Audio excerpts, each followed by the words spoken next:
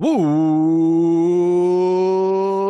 Welcome to an emergency episode of Amazin But True, our New York Mets podcast from the New York Post. There's so many emergencies in Mets land this week. You'd think we're putting out a fire, Figgy.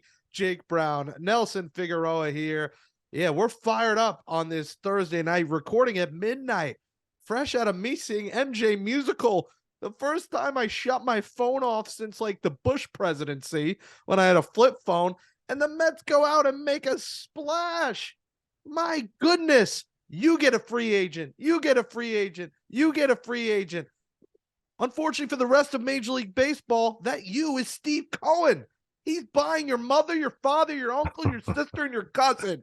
This guy is filthy rich, and he's taking everyone. He's taking names. Unbelievable, Figgy. The Mets go out Thursday night. They re-sign Brandon Nimmo. He's back. All smiles. Smiles here. You'd be too. 8 years, $162 million. Oh, that wasn't enough? Fine. Let's go get one of the best setup men of our generation. I don't think that's an exaggeration either. And sign David Robertson to a 1-year, $10 million deal. Nimmo's back. Robertson's a Met. Verlander's a Met. Jose Quintana's a Met. Brooks Raley is a Met. Did I forget anyone? It's been nonstop. What an offseason. And it's only December 8th, Figgy. Happy holidays, Mets fans. We haven't even hit Hanukkah yet, right? I thought it was 8 nights of Hanukkah. You're supposed to get a present each night. This guy is amazing right now. I think what you're looking at is when you say a win now mode, this is a win now mode. And they're trying to do everything they can to make this team a success front to back and leave no stone unturned. And that's what you hope for when you have ownership of this caliber. And when we heard about the luxury tax and how they were changing it to make it even more difficult for owners to spend, he just laughed. He laughed right in their faces and said, not a big deal.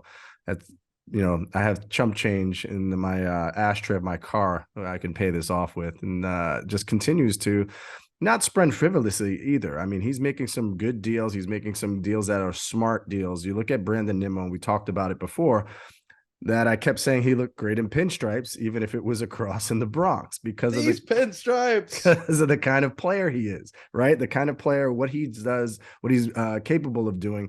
He's an asset to any team. And Scott Boras, of course, painted the picture better than anybody. He said, whoever your center fielder is right now, other than probably 6 guys, he's better than them.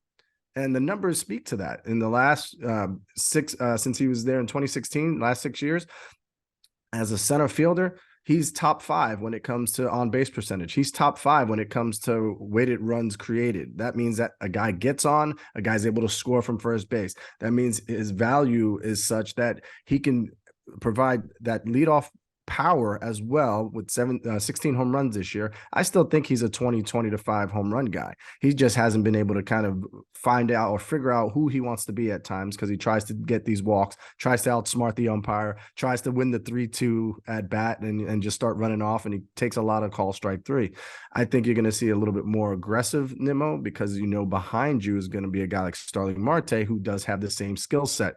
Can get on, can score from first base, can also leave the ballpark. So I look at a Brandon Nimmo as it's a tremendous signing. It's something that now you can kind of move on to the things that you really needed to focus on. And the bullpen was the number one thing we talked about, and they went right out and they got somebody like David Robertson, who, again, a veteran who is what you want to be able to hand the ball off before Diaz, a guy that you don't have to worry about. He's been through everything that you can imagine in a baseball uniform, and excited to see him in a Mets uniform as well.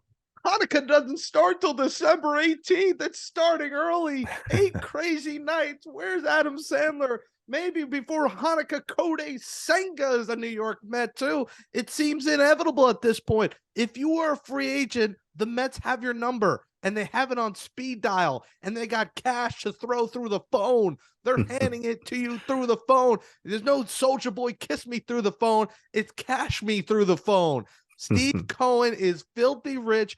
He's doing it all. He's doing what we've waited for as Mets fans our whole life. My entire life, I've watched the Yankees spend every last dollar. They're taking change from bums outside Yankee Stadium. They got every dollar in the books. We're the rich kids in town now. We're Richie Rich, Uncle Richie Rich, Steve Cohen. It's been a joy to watch because, yeah, you could say we're buying a title, Figgy, whatever. You could say we're doing.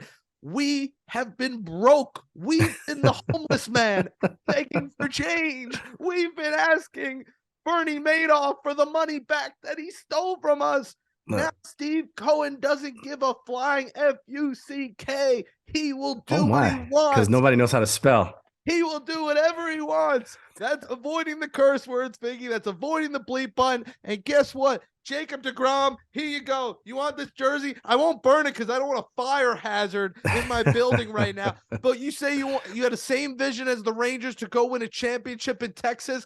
Well, the only time that's winning a team that's winning a championship is in Queens, the New York Mets. So go enjoy Texas, where you won't win Jack S-H-I-T. Jeez, you're on fire, dude.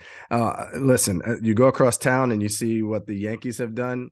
And yeah, they did the one thing that they had to do, right? Spare no expense, $360 million, 9 years to Aaron Judge.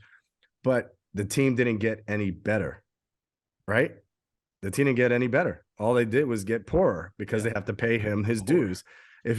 So take those $360 million and see how the Mets have sprinkled all the things that they've done. They've made their team immensely better than it was just a year ago. Like right now, we're sitting around trying to figure out who the pieces that'll still stay and play. And how do you have room for Escobar if Beatty's going to play? And, oh, yeah, I forgot Guillorme's up there, who's Gold Glove defense and, batted over 300 while he was healthy. You're trying to find room for all these guys now. Your Vogelbach, yeah, it was fun while it lasted. If you can get a DH and you can slot them in there, even if it's a 1-year deal, bring in a DH at a 1-year deal who can, go in there and bang with the rest of these guys, and you're looking to provide a spark like never before. Like the anticipation for the season is already through the roof, and all you keep hearing is that they're not done yet. I'm on the season now. I gotta wait 4 months, Biggie. Give me opening day. I was at MJ the Musical with my pops. Take me on a flight to Citi Field. Take me in an Uber to Citi Field. I'm ready for opening day. I'm fired up. And if you're a Mets fan, how could you not be? Like, if there's any negativity out there, like, just find God. I mean, find Brandon Nimmo. He knows where God is. I mean, he's a big religious guy. Go to church with Brandon Nimmo because there is like nothing to be negative. This is not our money. $388 million after luxury tax, $333, $65 in luxury tax. And like you said, that's Charmin for him. That's Scott. My parents use Scott. I'm a Charmin guy. I don't like when I go home. Are you a 1-ply or a 3-ply? I'm a double strong, baby. I'm an ultra strong. I order that. I don't understand how people still use 1-ply in this day and age. My parents use Scott. I'm like, you got this nice house and you use this. I mean, if you want your butt to bleed. Well, no Mets fans' butts are bleeding right now. They're taking shots of tequila with, it's unbelievable. And we keep saying, and they ain't done yet. And you can't overlook this David Robertson deal. And it looks like Steve Cohen said this. He said, you know what? I didn't trade a prospect for David Robertson. The Phillies did. Phillies ended up making the World Series. You didn't think that was in the back of his mind when David Robertson was a free agent? He said, I'll use my money and I'll get him and I'll win a World Series, something the Phillies didn't do in 2023. I'll go do that. And he got himself an elite setup, man, Figgy. This guy's been in the league forever. He's been consistent. He had some injuries mixed between, but this guy's been in the league 14 years. He's coming off a 2.40 ERA. He'll be 38 in April, but it's fine because it's a 1-year, $10 million deal. This guy's winning pedigree. He's been to a World Series.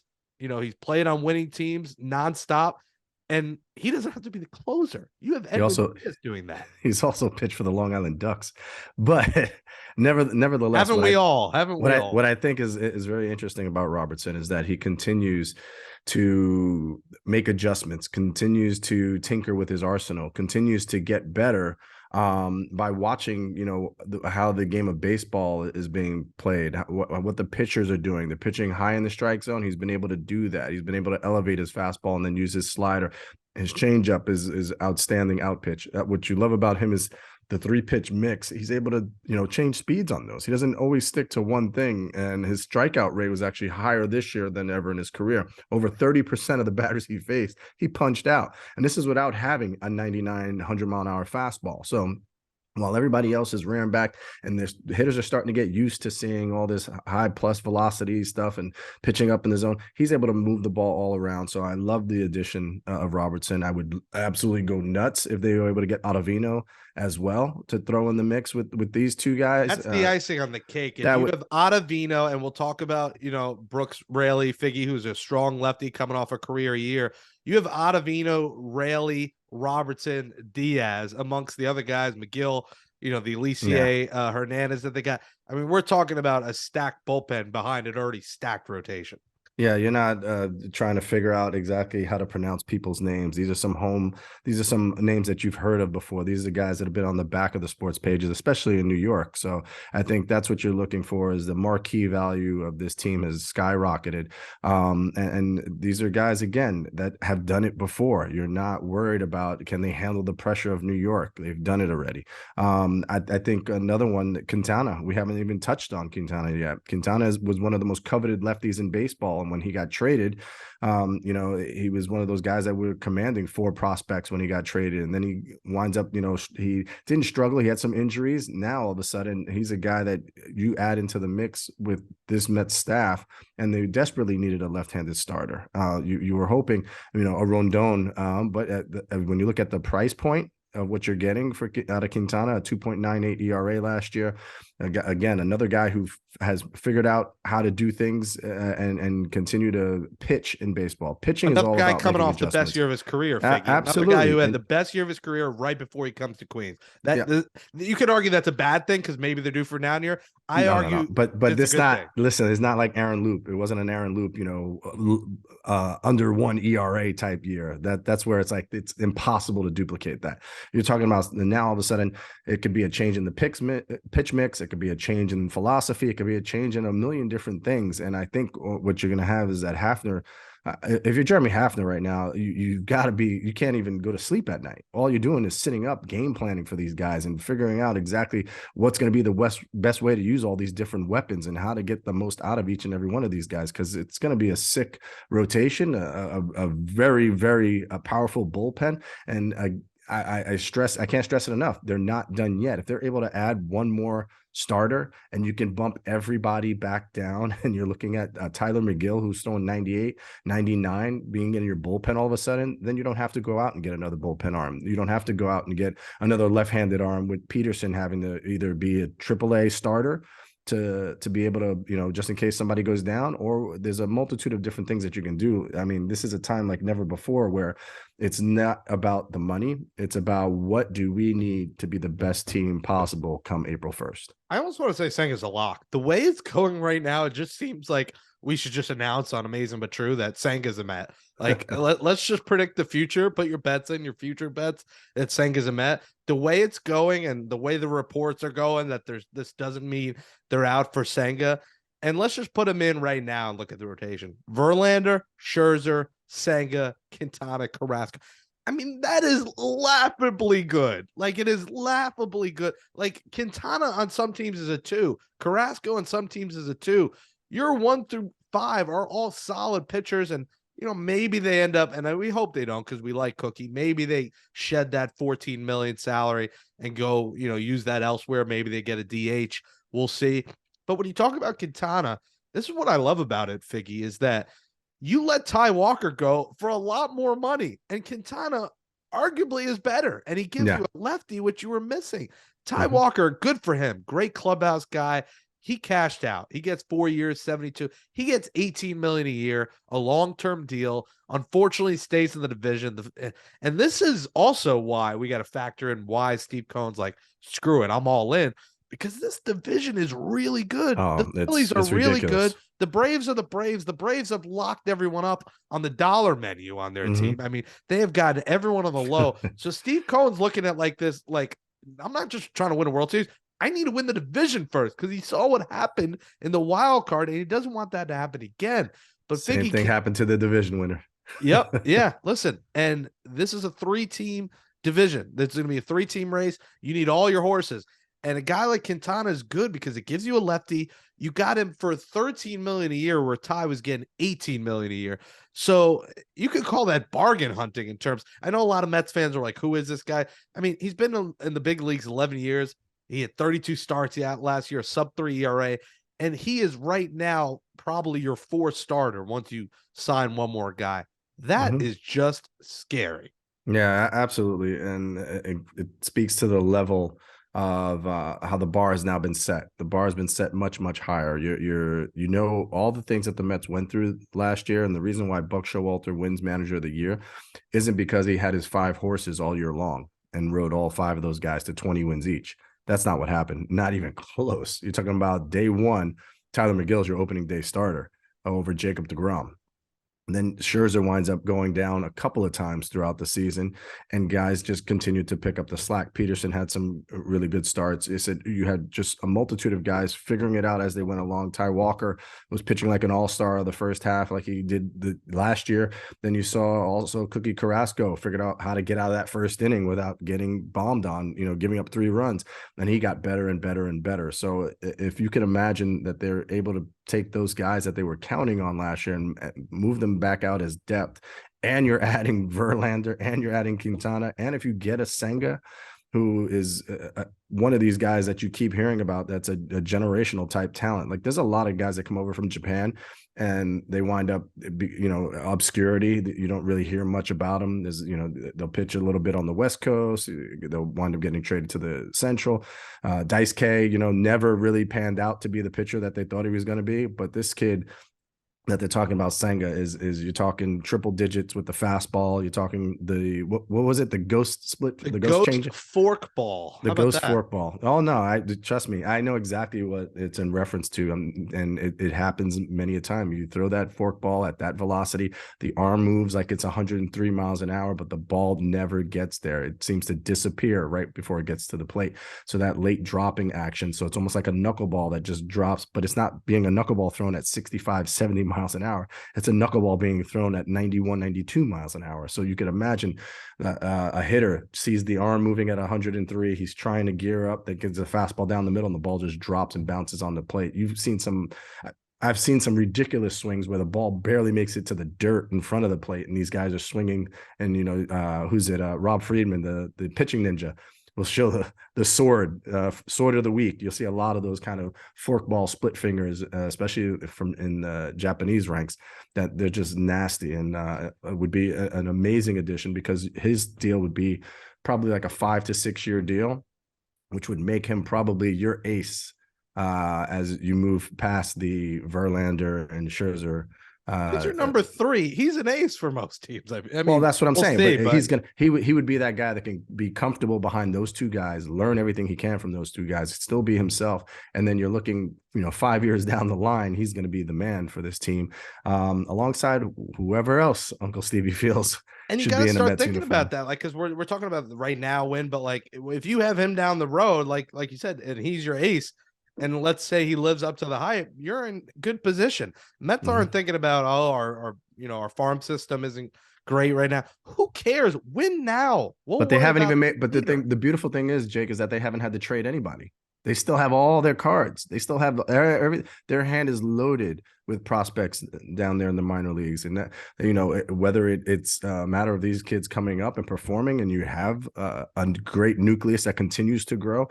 Remember that the Pete Alonso deal is the one that's looming after all this is said and done. That's 2 years down the line, 2025.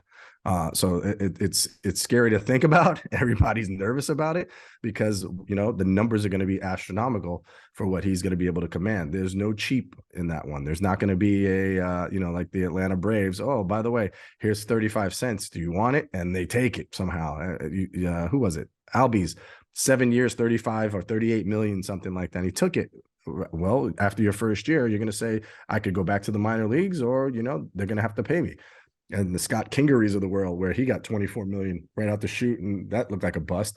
But they never thought to even give Alonso a deal of that magnitude, or could they? He just won the rookie home run race, and when you're looking at what he's able to do, it wasn't going to come on the cheap. So it's going to be interesting. That's a guy that you're going to have to keep in the Mets pinstripes for a long, long time as well. Yeah, and then you're gonna have to maybe keep, if you want to keep McNeil, about that, unless they go Mauricio to replace him. But Figgy, this is the spending spree. I mean, Steve Cohen's theme song, we all know I'm a big Mamma Mia fan. It is ABBA's Money, Money, Money. And let me just quote the iconic ABBA. Money, money, money must be funny in the rich man's world. Rich man's Uncle Stevie. Money, money, money. Always sunny. It's sunny in Queens and Philadelphia right now. In the rich man world.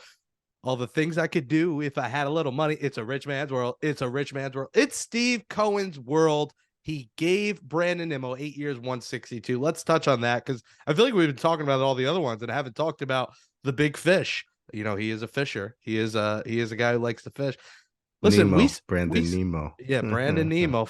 They found Nemo, and they, we said on the last show, emergency show, he said, I don't think we do 6 years, 150. Well, they got him 8 years for 162. So in some ways, they got him on, Marshalls and TJ Maxx pricing. Essentially, they got Gucci. They had extra product. They sent it to TJ Maxx, and the Mets got it. 8 years is a lot, but it'll take him through his age 37 season. He'll be 30 in March. And this is a guy that's grown with the Mets, that knows the organization. They know him as well as anyone. The 13th pick in 2011 and is just 18 years old. He's been in the organization for a decade. His 7th season, he's had 2 kind of full seasons. If we get rid of 2020, 60 games, 2018, 140, 2022, 151. He's 385 OBP last year. He's a guy that gets on base, career high 64 RBIs. But Figgy, this is a solid value. I know it's a lot of years, but this is not a thing where in 5 years it's going to be like, we're still paying Brandon Nimmo, because he's going to be 35. I mean, it's not like he's going to be 40. So this is still kind of the prime of this guy's career. And we've seen that he's kind of only getting better. We know his defense got better. His arm got a little bit better. The chills that you got watching the catch against the Dodgers up against the wall, and just the spark he brings to the team. The next step, like we talked about, is kind of stealing bases with the bigger bases. Let's see if he could start, stealing 15, 20 bags a year. But for 20.25 a year, and with the other names we talked about on the market, and potentially having to move a 34-year-old Marte to center field, or signing a Brantley and moving Marte, or, signing another corner outfielder that isn't as good, the Mets said, let's give you more years, Brandon. We know his agent in Scott Boras. And, a little less per year, but we'll give you 8 years instead of 6. And I think this contract is a home run for the Mets. And it's a home run for Nimmo, because, he's now going to pretty much be a lifetime Met. And that's pretty cool. Yeah. One of the things that you want to be able to do is control your destiny as much as possible. And if it works out that it's a team that you want to play for, and a team that you grew up playing for, 18 years old, he's just a kid when he signs over from Wyoming, the first ever first round draft pick out of Wyoming. That tells you, they thought he was a special player back then. When I first saw him back when I was working with SNY, his build was very similar to Hunter Pence. He just had that wide back. He's kind of gangly, a little goofy looking, but then you saw this guy play baseball and you were like, oh man, I get it. You could see the speed, you could see the power, you could see the kid, the internal wheel that just doesn't stop. That's what you love about Brandon Nimmo. So when you think about 8 years in this contract and where is he going to be in 8 years, I'm not really worried about that. I'm worried about the first 4 years, of his contract. Listen, Jacoby Ellsbury got a similar deal with the Yankees and just was never that same player that he was to when he got that contract, right? I don't see Brandon Nimmo becoming that. I don't see the contract, making the Mets have to, use kid gloves with him or move him to a corner outfield position and, hurt his feelings in any way. No, you know what? When he becomes 32 years old and there's some kind of special prospect that comes up that's going to play center field, no problem. You can move him to a corner outfield spot, because his game is going to continue to play and continue to develop, where he's going to realize how to use that power, when to use that power, but at the same time be selective and keep the line moving, because those bats that are locked up for years, more so than Nimmo, even when you have a Lindor behind him, those guys are going to be right there behind him. And I can't stress it enough how he makes this team go. When he's out, it just not just one less than. There's 3 different facets of the game that hurt when he's out. And we saw that last year with a Marte, when Marte went out, right? It was such a difference maker. Like you would just, oh man, if we had one more guy that could get on, that could run, and you do have that. You have those two guys back to back, and it's pretty special to have those two guys. Marte's in a deal for 4 years, so that's 3 more years we're going to have Marte. I think it's a tremendous get, and I think it's a tremendous value when you look at what's going on in baseball. If you look at the center fielders, I think there's like 3 guys ahead of him as far as average annual value, but they are kind of guys that are big power numbers. And once they lose that, look at Mike Trout. Mike Trout, if you look at defensive runs scored, he's a -15. Brandon Nimmo was a -3.3. When it comes to the defensive WAR. So all the praise that on the other side, Trout is like a 300 for his offensive WAR, which is ridiculous. But Nimmo has done admirably to be top 5, and now he's getting paid like someone who should be top 5. And he's worked his ass off to get here because, like we said, he's battled through injuries, and that was something I was worried about. Some freak injuries, hit on the hand here, hustling out, whatever it may be. It's a lot of hand injuries. But this guy's been here a decade. I mean, he was 5-6 years in the minors, finally gets his chance. Had to fight it out with Juan Lagares, was a corner outfielder, moved to center, worked his ass off at center field. And listen, he is all smiles, a likable guy. And the Mets, what fans are excited about, Figgy, is their likable guy in this team. You start in right field, Starling Marte is beloved. I love him. I had my plea for him to come back last year for the playoffs. He did. Love the right fielder. Nimmo, smiles, love him. Left field, Mark Hanna. How can you not love him? Big league foodie. Guy eats. He's a foodie. He was good last year. He had a great start. Great off the field. Great clubhouse guy. Hard not to like Mark Hanna. First base, I mean, come on. The polar bear. Pete Alonso. Second base, Jeff McNeil, flying squirrel. Remarkable season last year. Shortstop, Francisco Lindor. Started to become beloved by Mets Mr. fans. Smile. Mr. Smile himself, big contract. And you want to talk about the long term and the guy here a while, he's going to be here a while. He's going to be here till I have children, potentially. I mean, we keep talking about that. I'm going to have kids, and Francisco Lindor is still going to be a Met. Well, I mean, we think. Who knows with me at this rate? But we think by the time I'm 38, 39, I at least have a wife. But who knows? But anyways, you got a shortstop you love.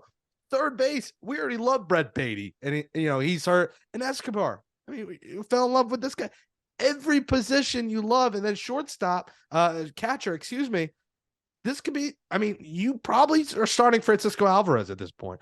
I think the Mets are going to try to trade McCann and get rid of that contract, and then you're talking about Alvarez and Nido. And with all the moves they're making, it's something I can live with now. And just imagine if Alvarez is the hitter we expect him to be. And we're talking about not only a great pitching staff, not a great just a great bullpen, a great rotation, but a lineup that you love, players you love, high character players, and a lineup that could be very effective. And that's not even mentioning, the depth pieces, the Vogelbacks, the Vientos, the Guillormes, and, I'm sure they'll sign another backup outfielder. This roster is shaping up to be a special one. And I hate saying, it's only December on paper, but on paper, this is shaping up to be a trip down the canyon of heroes. See, you make it so hard for yourself because when you do your preseason show, how can you go backwards? You can't go backwards. So we already know what you're thinking. It looks so good. It looks like a surf and turf. The Mets roster is a buffet. It's the Legends Club buffet. It's the freaking it always comes back to Club food buffet. with you, bro. It's the sweet buffet. It is a buffet right now, and it's a 5-star buffet. I'm not talking IHOP. I'm not talking Golden Corral. I'm talking lobster tail, baby. Delta Club, MSG, lobster tail, big ass shrimp. That's the New York Mets. Let me just go back to the QBC. Let me go back to the QBC where we had talked about several different things, right? We talked about on paper, but the rest of this division, we also talked about, remember that the new scheduling, you're going to be playing a lot more teams and less interdivision, which works out for the Mets.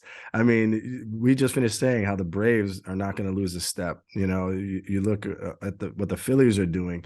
They're going to be a much tougher, stronger team, you imagine, than the team that barely made the playoffs but made it all the way to the World Series. So don't think that for a second that this means instant, oh yeah, this is going to be a cakewalk. Not at all. But I do think that while we were complaining about the new scheduling and how that was going to affect division rivalry and the placement in the division.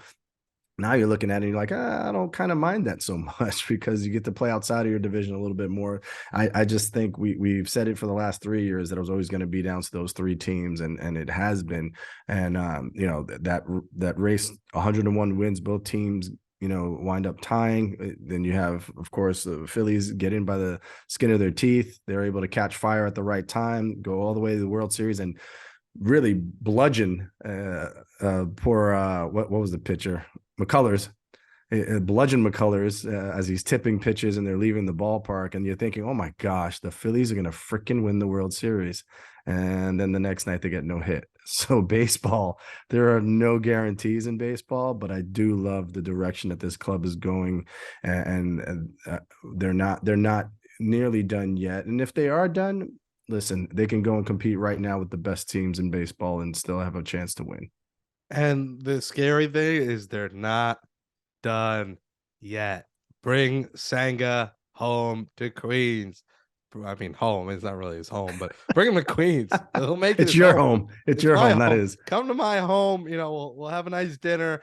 Kodai, Senga, Kodai, hey, Kodai, Senga. Bring him home. This roster is incredible. And, guy we didn't really mention, Brooks Raley. This is a guy coming off his best year, 2.68 ERA for the Rays. Will be 35 next season. He pitched in the KBO as well. This guy's dominant versus lefties, and you lost Joely Rodriguez, who was not really dominant versus lefties, but he was your lefty guy. And now you got Raley, you got Peterson, you have Luke Casey, although Luke Casey's probably AAA and then a backup, if anyone gets hurt. But that gives you the lefty that you're so desperately missing. You lost Aaron Loop, and it ended up working. He had a bad year. But Raley is a under the radar kind of pickup here for the Mets that could be a huge part of this bullpen. I like that trade. They gave up a prospect who had good numbers, but he was single A. He's still 4 or 5 years away. And to the Mets right now, they're not thinking about 5 years away. They're thinking about that window that Steve Cohen said. What did he say? 3 years? He said 3 to 5. 3 to 5. And this is year 3, right? Or is this year 2? This is year 2. No, year 3 of Steve Cohen.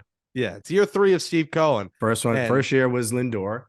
The Lindor signing was the big move. And last year, with everybody coming back with Scherzer. Yep. And then this will be year 3.